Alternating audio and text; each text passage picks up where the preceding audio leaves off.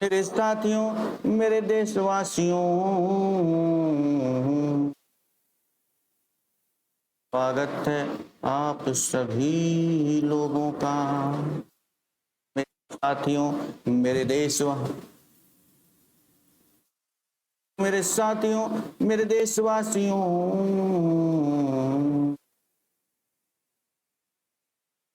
मेरे दोस्तों, मेरे साथियों, आज हम लोग सीखेंगे आर्टिफिशियल इंटेलिजेंस किसे कहते हैं, मशीन लर्निंग क्या होती है और कौन कौन से इसके इम्पोर्टेंट एल्गोरिदम होते हैं।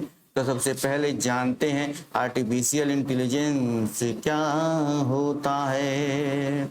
आर्टिफिशियल इंटेलिजेंस अकेला नहीं होता है, इसके साथ में इसके दो भाई होते हैं। पहले भाई का नाम मशीन लर्निंग होता है और दूसरे भाई का नाम डीप लर्निंग होता है। मशीन लर्निंग और बिना डीप लर्निंग के आर्टिफिशियल इंटेलिजेंस का कोई एप्लीकेशन भी नहीं बन पाएगा। तो अब बात करते हैं कि आखिर मशीन लर्निंग की आवश्यकता क्यों पड़ी, आर्टिफिशियल इंटेलिजेंस की आवश्यकता क्यों पड़ी, क्यों आया ये जमाने में जब जमाना सही से चल रहा था, सभी लोग जी रहे थे, सभी लोग खा रहे थे। अभी ये सुनने में भी आया है कि आर्टिफिशियल इंटेलिजेंस सबकी जॉब लेके जा रहा है और जो रिपीटेटिव जॉब हैं उनको वह बड़ी तेजी से खा रहा है। इसीलिए कहता हूं मेरे दोस्तों कि अपने आप को स्किल मजबूत करो, आर्टिफिशियल इंटेलिजेंस सीखो, मशीन लर्निंग सीखो, डीप लर्निंग सीखो या फिर जावा सीखो या .NET सीखो। वो सभी चीजें सीख लो जो तुम्हें तुम्हारी नौकरी में सुरक्षित रख सकती हैं, जो तुम्हारी नौकरी बचा सकती हैं। चलो बात करते हैं कि आखिर मशीन लर्निंग क्यों आया, आखिर आर्टिफिशियल इंटेलिजेंस का जोर क्यों छाया हुआ है अभी दुनिया में इतनी तेजी से, जबकि पहले भी इसका स्कोप बढ़ सकता था। तो बता देता हूं तुमको, इस समय हमारे पास डेटा भी है, इस समय हमारे पास काम करने के लिए भारत का बेटा भी है, इस समय हमारे पास जीपीयू भी है, इस समय हमारे पास खुदा भी है और सबसे बड़ी बात, इस समय भारत के साथ खुदा भी है।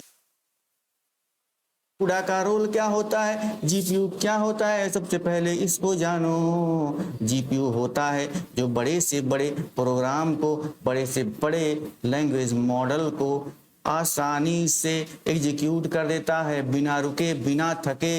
इसीलिए हम लोग जीपीयू का यूज करते हैं और जीपीयू का जो सबसे बड़ा खिलाड़ी है वो एनवीडिया के नाम से जाना जाता है।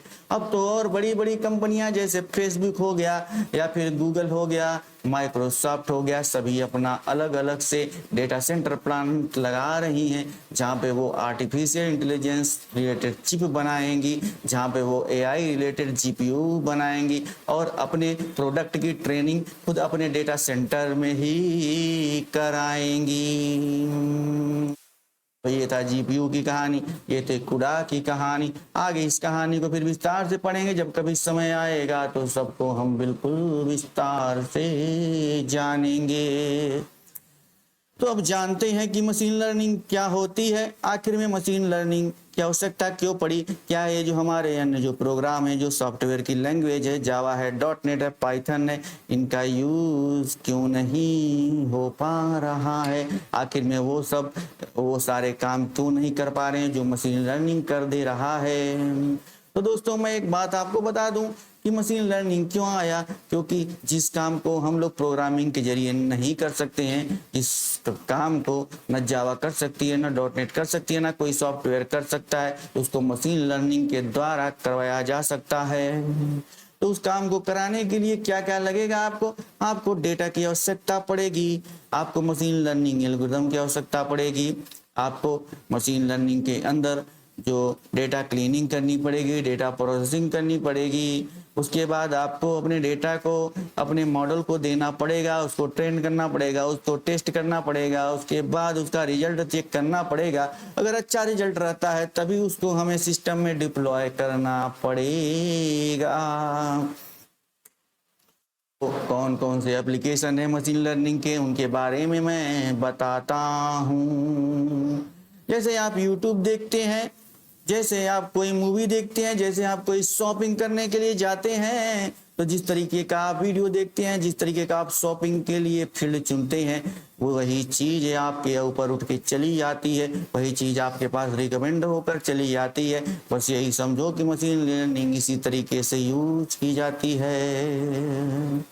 उसमें होता क्या है, जो यूजर का डेटा होता है, जो यूजर का बिहेवियर होता है, जो यूजर का ट्रांजैक्शन होता है, वो सारे के सारे डेटा वेब स्क्रैपिंग के थ्रू कलेक्ट कर लिए जाते हैं। उन डेटा की प्रोसेसिंग की जाती है और देखा जाता है कि किस पर्टिकुलर वेबसाइट पे, किस पर्टिकुलर शॉपिंग वेबसाइट पे कौन सा यूजर कौन सा एक्शन ले रहा है। उस एक्शन के हिसाब से ही मशीन लर्निंग मॉडल को ट्रेंड किया जाता है कि अगर यूजर एक्शन एक्स ज़्यादा ले रहा है, उसके बाद नेक्स्ट उसका एक्शन वाई होगा। इस तरीके से एक्स वाई जेड इस तरीके से क्रम में उसका एक्शन सजा दिया जाता है और यूजर जो कहता है कि वाह कितना बढ़िया सिस्टम है जो मेरे मन को भी पढ़ लेता है। अब मशीन लर्निंग का एक और एग्जांपल देता हूँ, समझ लो जैसे कि भूकंप का अगर प्रेडिक्शन करना हो, भूकंप का अगर अंदेशा लगाना हो कि भूकंप आया है, और अगर हमारी पृथ्वी की भौगोलिक स्थिति की जानकारी से पता लग जाए, तो दिए गए जानकारी के हिसाब से मशीन लर्निंग का मॉडल भूकंप का भी पता लगा सकता है। मशीन लर्निंग का मॉडल ब्रेस्ट कैंसर को भी डिटेक्ट कर सकता है। मशीन लर्निंग का मॉडल डायबिटीज को भी डिटेक्ट कर सकता है। तरीके से मशीन लर्निंग और डीप लर्निंग आज की दुनिया में बड़े ही नंबर 1 पे चल रहे हैं और इनकी रिक्वायरमेंट हर जगह है, हर जगह है, जहां जाओ वहां है। मशीन लर्निंग का मुख्य उद्देश्य क्या होता है कि किसी ट्रेनिंग के आधार पर किसी नए डेटा के क्लास को प्रिडिक्ट करना, नए घरों की कीमतों का पता लगाना कि हमारा दिया गया डेटा क्लास ए का है कि क्लास बी का है या क्लास सी का है। या अगर तुम्हें अपने घरों का पता लगाना हो, घरों की कीमतों का पता लगाना, नोएडा में घर लेना चाहते हो, दिल्ली में घर लेना चाहते हो, या फिर हैदराबाद में घर लेना चाहते हो, या बंगलोर में घर लेना चाहते हो, तो मशीन लर्निंग का मॉडल रिग्रेशन तुम्हें ये बता देगा कि तुम्हारे घर की कीमत कितनी होनी चाहिए। तो ये सभी बातें मशीन लर्निंग के जरिए पॉसिबल हो जाती हैं। तो दोस्तों इस तरीके से मशीन लर्निंग के बाद हमारे पास डीप लर्निंग का कॉन्सेप्ट आता है। जैसे तुम्हें इमेज की क्लासिफिकेशन करना हो, जैसे तुम्हें ऑडियो का एनालिसिस करना हो, जैसे तुम्हें टेक्स्ट का सिंथेसाइजेशन करना हो, वहाँ पे हमारा डीप लर्निंग काम में आता है। जहाँ पे हमें डेटा को लेयर्ड स्ट्रक्चर में रिप्रेजेंट करना हो, जहाँ पे हमें लेयर्ड स्ट्रक्चर वाले डेटा की जरूरत पड़ती है, वहाँ पे डीप लर्निंग काम में आता है। तो ये रही कुछ डीप लर्निंग और मशीन लर्निंग से रिलेटेड बातें। आने वाले वीडियो में इसी तरीके से हम लोग इसके अंदर जो इम्पोर्टेंट एल्गोरिथम होते हैं उसके बारे में बात करेंगे और इसके रिलेटेड जो डॉक्यूमेंट होंगे वो भी आपको समय समय पर फॉरवर्ड कर दिए जाएंगे। कृपया इस चैनल को सब्सक्राइब करें, वीडियो को लाइक करें और ज़्यादा से ज़्यादा लोगों में शेयर करें। जय जय श्री राम।